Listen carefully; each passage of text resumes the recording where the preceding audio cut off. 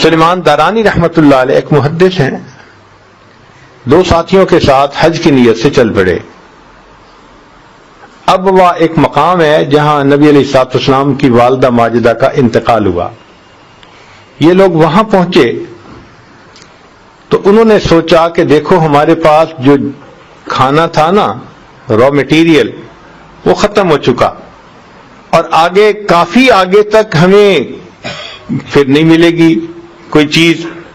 یہاں قریب میں بستی ہے تو بہتر ہے کہ بستی سے کچھ خریدے چیز کھانے پینے کے لیے۔ تو دو ساتھیوں نے کہا کہ اچھا ہم جا کے لے آتے ہیں، تم ذرا خیمے میں ٹھہرو۔ یہ اکیلے رہ گئے۔ اتنے میں ایک عورت بکریاں چرانے والی آئی، اس نے دیکھا خیمہ ہے اور ایک مرد ہے، اور ان کو اللہ نے بہت خوبصورتی عطا فرمائی تھی، بہت منور چہرہ تھا۔ تو وہ قریب ہوئی اور اس نے کہا مجھے سیراب کر دو۔ تو یہ سمجھے کہ شاید اس کو کھانے پینے کی ضرورت ہے، تو انہوں نے روٹی اٹھائی، کچھ پانی لیا، کھا پی لو۔ جب وہ دینے لگے تو تب اس نے وضاحت سے بات کی کہ نہیں، جو عورت مرد سے چاہتی ہے مجھے وہ چاہیے۔ تو اس وقت سلیمان دارانی رحمت اللہ علیہ نے فوراً یہ سوچا کہ دیکھو میں تھوڑی دیر تنہا ہوا تھا، شیطان نے مجھے میرے پروردگار سے دور کرنے کے لیے اپنے نمائندے کو بھیج دیا۔ شیطان نے مجھے میرے پروردگار سے دور کرنے کے لیے اپنا نمائندہ بھیج دیا۔ چنانچہ انہوں نے رونا شروع کر دیا کہ شیطان ابھی بھی میرے پیچھے لگا ہوا ہے۔ اب ان کو روتا دیکھ کے عورت بھی رونے لگ گئی اور بھاگ گئی، اس کو شرم آئی۔ یہ روتے روتے سو گئے۔ جب سو گئے تو کہتے ہیں کہ خواب میں ان کو یوسف علیہ السلام کی زیارت نصیب ہوئی۔ تو سلیمان دارانی رحمت اللہ علیہ بڑے خوش ہوئے کہ مجھے آپ کی زیارت نصیب ہوئی، اور آپ نے تو بڑا ہی کمال کیا کہ پھر اس نے کہا تھا عورت نے، عزیز مصر کی بیوی نے، کہ ہی تلک، اور آپ نے کہا تھا معاذ اللہ، بچ گئے۔ تو جب انہوں نے یہ بات کی تو اس پر یوسف علیہ السلام نے جواب دیا میں تو اللہ کا نبی تھا اور میرے ساتھ اللہ کی حفاظت تھی، مدد تھی، یہ اتنی بڑی بات نہیں تھی۔ مزے کی بات تو یہ ہے کہ تم نے ولی ہو کر وہ کام کیا جو کام وقت کا نبی ہو کر کیا کرتا ہے۔ تو یہ ایمان جب مضبوط ہوتا ہے نا، پھر گناہوں کے مواقعوں کے باوجود بندہ قدم نہیں اٹھاتا، اس لیے کہ وہ جانتا ہے کہ میرا اللہ مجھے دیکھ رہا ہے، وہ میری بات کو سن رہا ہے، وہ میرے ساتھ ہے، اس کو علم ہے کہ میں کیا کر رہا ہوں۔ چنانچہ ایک واقعہ لکھا ہے، ایک عورت تھی، وہ اندھیری جگہ سے گزر رہی تھی، تنہائی تھی۔ ایک مرد نے جب دیکھا نا کہ تو بالکل بہت اندھیرے والی جگہ، ویزیبلٹی زیرو، پتہ ہی نہیں چلتا، تو ذرا قریب ہوا اور اس نے اس کو ہاتھ لگانے کی کوشش کی۔ جیسے اس نے ہاتھ لگانے کی کوشش کی تو اس عورت نے جواب دیا، ڈر اس پروردگار سے جو اندھیرے میں اسی طرح دیکھتا ہے جس طرح وہ روشنی میں دیکھ رہا ہوتا ہے۔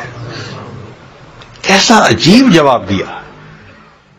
یعنی عورت کا ایسا یقین بنا ہوا تھا اس اندھیرے میں جہاں کوئی ادھر ادھر دیکھنے والا نہیں، وہ کہتی ہے کہ ڈر اس پروردگار سے جو اندھیرے میں اسی طرح دیکھتا ہے جس طرح کہ وہ روشنی میں دیکھا کرتا ہے۔ چنانچہ ایک مرد نے ایک عورت کو بہلایا پھسلایا اور کہنے لگا کوئی یہاں ہے نہیں سوائے ستاروں کے۔ اس نے کہا اچھا پھر این مکوکبھا، اگر ستاروں کے سوا کوئی نہیں دیکھنے والا تو ستاروں کا بنانے والا کدھر چلا گیا؟ یہ چیزیں بتاتی ہیں کہ ان کے دلوں میں یہ باتیں رچی ہوئی تھیں، اسی لیے وہ گناہ کی طرف نہیں قدم اٹھاتے تھے۔ چنانچہ مکہ مکرمہ میں ایک عورت تھی جس کو اپنے حسن و جمال پہ بڑا ناز تھا۔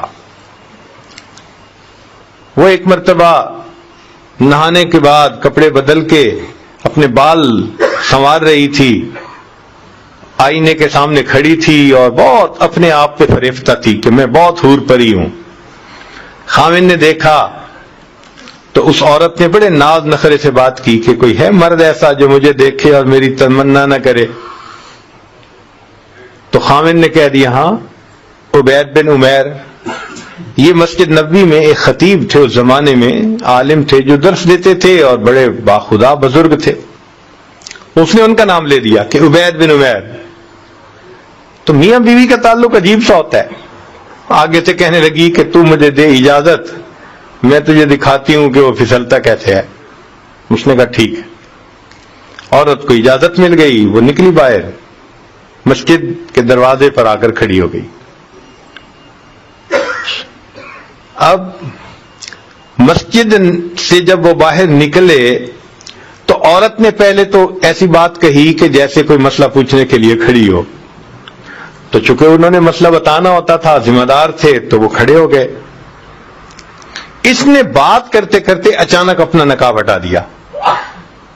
اس کا خیال یہ تھا کہ جب وہ میرے حسن و جمال کو دیکھیں گے تو فریفتہ ہو جائیں گے. جیسے ہی اس نے ایسا کیا تو انہوں نے نظر ہٹا لی اور کہا کہ دیکھو تم کیوں ایسے کام کے بارے میں سوچتی ہو جس سے دنیا میں بھی تمہیں ذلت ملے گی، آخرت میں بھی تمہیں ذلت ملے گی.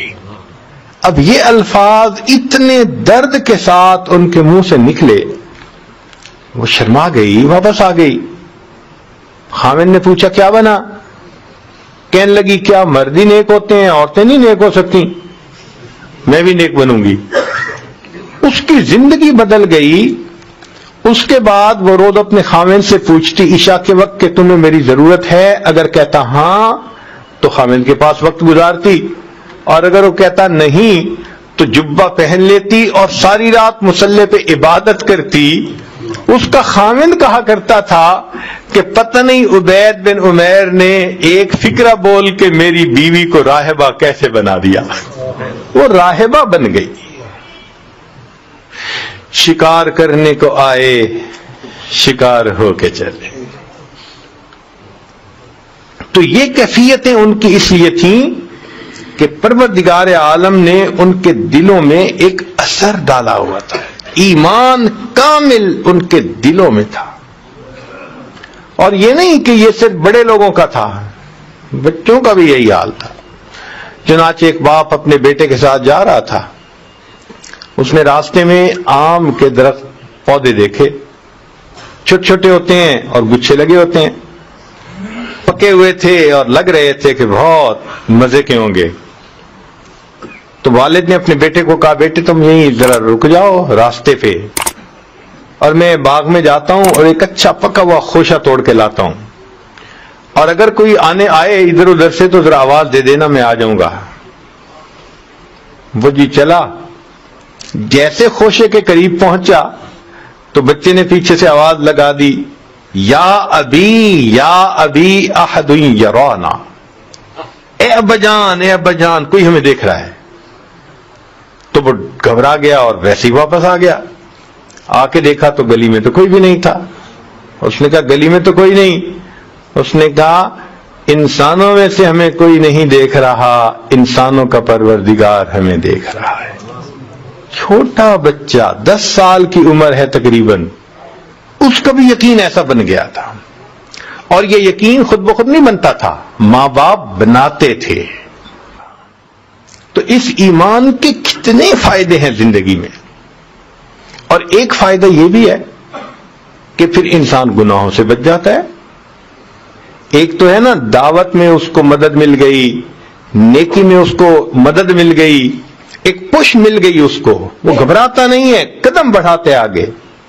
مگر ایک بڑا فائدہ یہ بھی کہ اس احساس کے ہونے کے بعد کہ اللہ مجھے دیکھتے ہیں، انسان گناہوں سے پھر بچتا ہے. مواقع موجود ہوتے ہیں، گناہ کی دعوت دی جا رہی ہوتی ہے مگر وہ گناہ سے انکار کر دیتا ہے. چنانچہ ہمارے بزرگوں نے کتنی ایسے واقع